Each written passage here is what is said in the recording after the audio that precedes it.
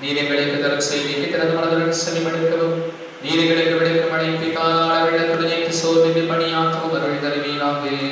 உபோடுமையாக நம்பிக்கை இறைவனாகிய வாழ்ந்து ஆட்சி செய்கிற ஆண்டவரும் ஒத்திரமகனுமாய் இயேசு கிறிஸ்து வழியாகவே மன்றாடுகிறோம்.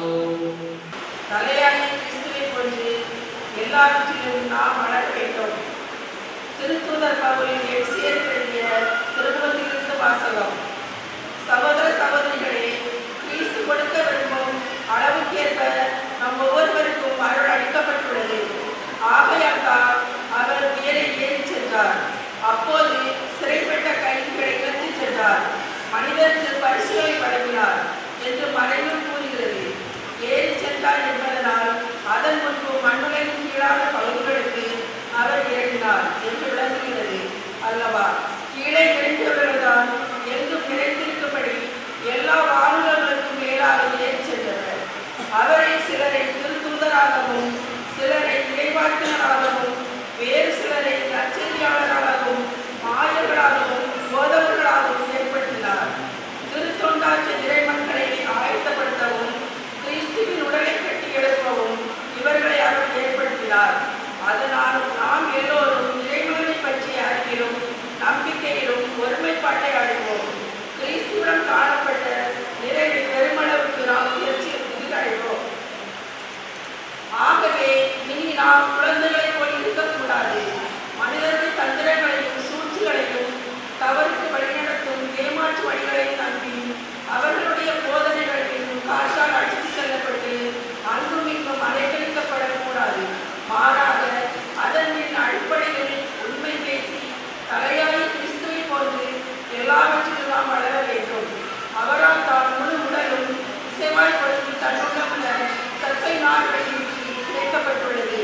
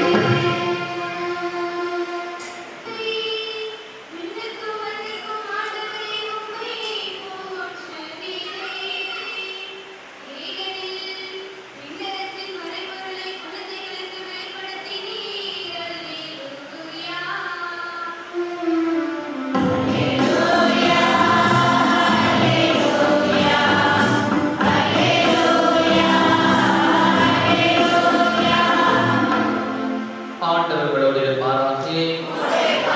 லூக்கா எழுதிய நற்செய்தியிலிருந்து வாசகம். லூக்கா 11:1 முடிய. சிலர் இயேசுவிடம் வந்து பலி செலுத்திக் கொண்டிருந்த கலிலேயரை பிலாத்துக்கு வந்தார் என்ற செய்தி அறிவித்தனர். அவர் அவர்களிடம் மறுபடியாக கலிலேயருக்கு இவ்வாறு நிகழ்ந்ததால் இவர்கள் மற்றெல்லாம் கலிலேயரை விட பாவிகள் என நினைக்கிறீர்களா? அப்படி அல்ல என உங்களுக்கு சொல்கிறேன். மனமாறாவிட்டால் நீங்கள் அனைவரும் அவ்வாறே அழிவீர்கள். சிலோவாவிலே கோபுரம் எடுத்த 18 பேரை கொண்டதே அவர்கள் எருசலேமில் குடியிருந்த மற்ற எல்லாரையும் விட குற்றவாளிகள் என நினைக்கிறீர்களா? அப்படி அல்ல என உங்களுக்கு சொல்கிறேன். மனமாறாவிட்டால் நீங்கள் அனைவரும் அப்படி அழிவீர்கள் என்றார். ஏதேசத்து ஓமையை கூறினார். ஒருவர் தம் திராட்சை தோட்டத்தில் அத்தி மரம் ஒன்றை நட்டு வைத்திருந்தார். அவர் வந்து அதில் கனியை கீழே எதையும் காணவில்லை. எனவே அவர் தோட்ட தொழிலாளரிடம், பாரும், 3 ஆண்டுகளாக இந்த அத்திமரத்தில் கனியை தேடி வருகிறேன், எதையும் காணவில்லை. ஆகவே இதை வெட்டிவிடும் இடத்தை அடைத்துக் கொண்டிருக்க வேண்டும் என்றார். தொழிலாளர் மறுபடியாக, ஐயா, இந்த ஆண்டு இதை விட்டு வையும். நான் இதை சுற்றிலும் கொத்தி எருபோடுவேன். அடுத்த ஆண்டு கனி கொடுத்தால் சரியில்லை, நான் இதை வெட்டிவிடலாம் என்று அவரிடம் கூறினார். இது கிறிஸ்துவின் வாழ்வில் நற்செய்தி.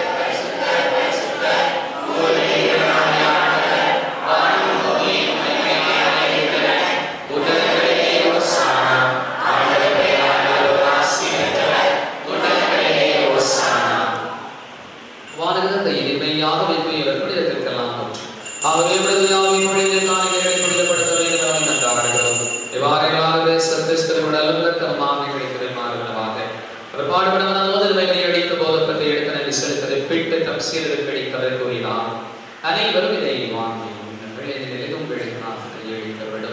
என் உடல்.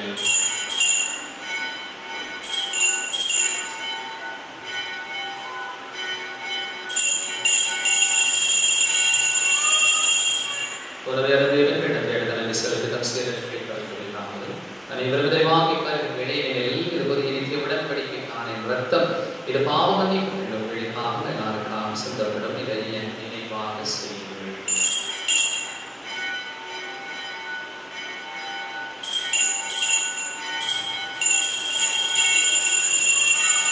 இது சுவாசத்தின் மறைபொருள்.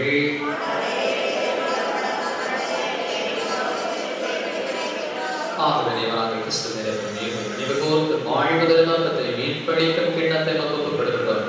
ஒத்திருப்பது முடியும் புரிதவர்களை ஏற்றுக்கொண்டு செலுத்துகிறோம். மேலும் கிறிஸ்துவின் உடலிலும் இரத்தத்திலும் பங்கு விடும் எங்களை தூயாவி வந்து சேர்த்து விடவதை காண்கிறோம். இறைவா உலகெங்கும் பரவி இருக்கும் திருச்சுவை சிறப்பாக இருக்கிறது. எங்களாயிரம் திருப்பணியாளர்கள் துறவிய புதலையர்கள் ஆகிய இவரை விளைவு கொண்டிருடும் எங்கள் அனைவரையும் அன்பின் இறைவனை அடையாளம்.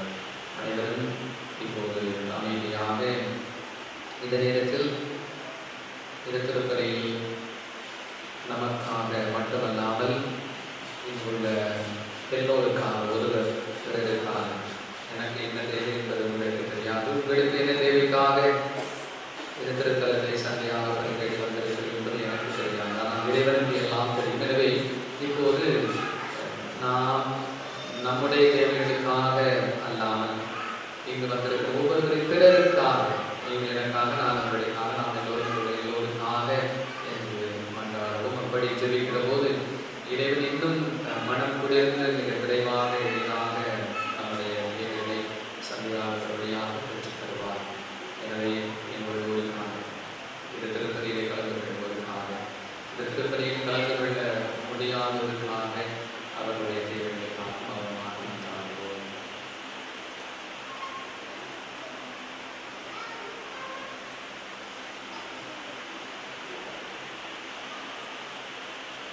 உயிர் தெளிடும் நம்பிக்கையுடன் நடந்து போன எங்கள் சகோதர சகோதரிகளை கலந்தோர் அனைவரையும் நினைவுகூர்ந்து ஒளிமிக்கும் திருமணம் ஏற்றுக்கொள்ளும். எங்கள் அனைவரும் மீது விளக்கமாயிரும். இறைவனுக்கு நீ தாயான மாட்சி மிக்க மதியாய் மனித போசல் எங்கள் அன்பு பாதுகாவலுக்கு சதியாக இவர்களுக்கு உகந்தவராய் இருந்தவராக புனிதரணைகளுடன் நான் நிலையான வாழ்வில் தோழமை கொண்ட திருவகை கிறிஸ்து வழியாக புகழ்ந்து வரம் அருளை இவர் வழியாக ஒளிவதெல்லாம் என்பதாகியதை தூயாவியத்தை புகழும் மாற்றியும் எந்த முகத்தை உரியவே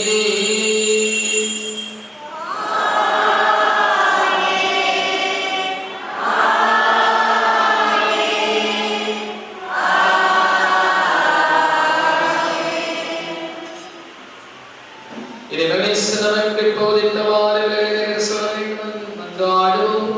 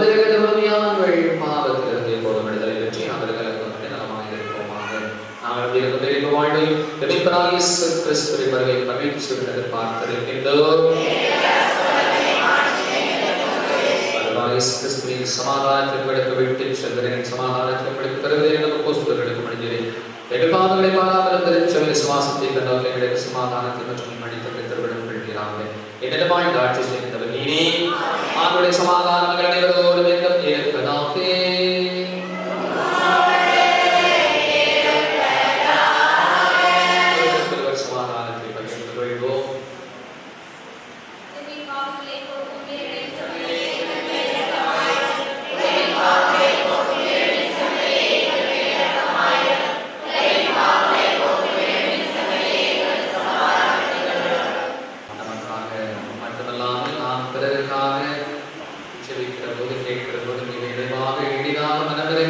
தருகிற சன்னதிவர் இவரை உலகின் பாவங்களை போக்கிருக்கிற மாபெரும் சமரி விருந்து அழைக்கப்பட்ட நாம் அனைவரும் பேறு பெற்றோர்.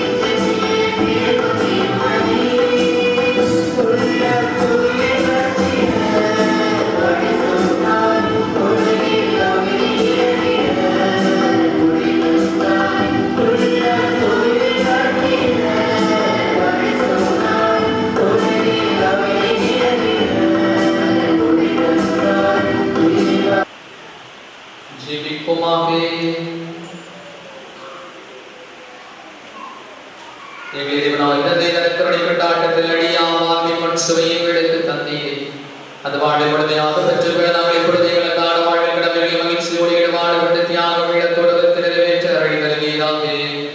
எங்கள் ஆண்டவராகிய இயேசு கிறிஸ்து வழியாகவே மன்றாடுகிறோம். இரவு தங்கி செல்வோருக்காக காலை 5 மணிக்கு அதிகாலை 5 மணிக்கு ஆலயத்திலே ஒரு சிறப்பு திருப்பலி நடைபெறும். ஆண்டவர் உங்களோடு இருப்பாராக.